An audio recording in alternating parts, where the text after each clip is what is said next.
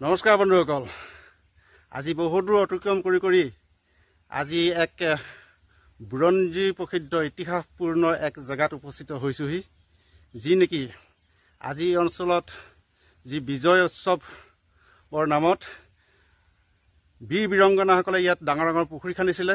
এয়া দেখিছে, আমি এতিয়া পুখুৰীৰ পাৰতে আছোঁ আৰু এই পুখুৰীৰ পাৰবিলাক একোটা গড় সদৃশ আৰু বোধ হয় প্ৰতাপগড়ৰ লগত সংগ্ৰহ আছিল এটা সময়ত, কাৰণ দিন বগৰাৰ লগে লগে আজি বহু শতাব্দী যুগ পাৰ হৈ গৈছে। যিহে নেকি এই বিজয় উৎসৱটো পালন কৰিছিলে আজিৰ পৰা প্ৰায় 400 বছৰ আগত, অৰ্থাৎ 1500 শতিকাত। এই 1500 শতিকাত এই অঞ্চলত দুখন ৰণ হৈ গৈছিলে।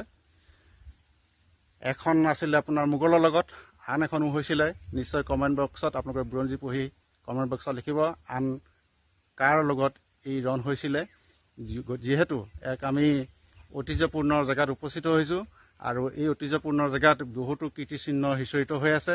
ইয়াতে দাদা কি কি নাম ক'লে? ইয়াত কি কি পুখুৰী আছে বুলি ক'লে? ইয়াত এইটো 12পুৰা পুখুৰী, 12পুৰা পুখুৰী আৰু বৰ পুখুৰীও কয়, নহয় জানো? পুখুৰীও কয়। আৰু এই বৰ পুখুৰীটো আমি বুৰঞ্জীত পোৱা মতে সৈন্যসকলে বিজয় উৎসৱ মানে মোগলক পৰাস্ত কৰাৰ পাছত ঘিলাধৰী নদীৰ পৰা প্ৰায় 2 কিলোমিটাৰ নিলগত এই বৰ পুখুৰীৰ ঘিলাধাৰী বাগান, এই বাগানৰ মাজত এতিয়া অৱস্থিত এই পুখুৰীটো বৰ্তমান জৰাজীৰ্ণ হৈ আছে। আৰু ইয়াত প্ৰতাপসিংহৰ দিনত 1500 খ্ৰীষ্টাব্দৰ মধ্যভাগতে এই ইয়াত মহাৰণ হৈ গৈছিলে, য'ত নেকি তুঘলক খাঁ ইয়াত পৰাস্ত হৈছিলে আৰু বিজয় উৎসৱৰ নামত এই বৰপুখুৰী সৈন্যসকলে খনাইছিলে। আৰু ইয়াতে যিখিনি আঘাতপ্ৰাপ্ত সৈন্য আছিলে সেই সৈন্যসকলক ইয়াতে ধুই পখালাই তেওঁলোকক চিকিৎসা কৰিছিলে। আৰু এই পুখুৰীৰ পৰা বিভিন্ন জেগাত মৈদাম আছে বুলি আমি শুনিবলৈ পাইছোঁ।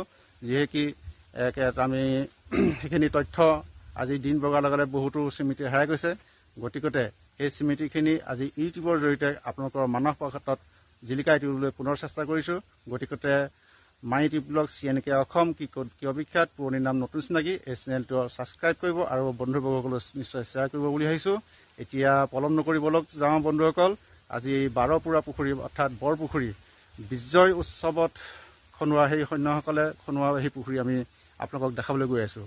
ধন্যবাদ। ৰং বয় বয়, ৰং বয় বয়। আহক দাদা।